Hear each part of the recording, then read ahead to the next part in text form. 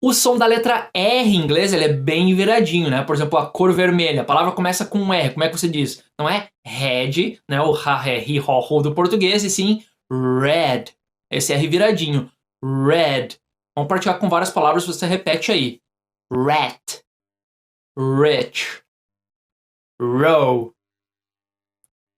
Rude. No final da palavra também, vira no fim. Car. O famoso R caipira, né, do inglês americano. Car. Actor. No meio, problem. Try. Lembra, não é try, e sim try.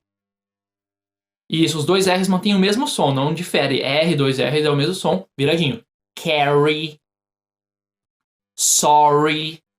E algumas palavras com WR também mantêm o mesmo som, como right, wrong.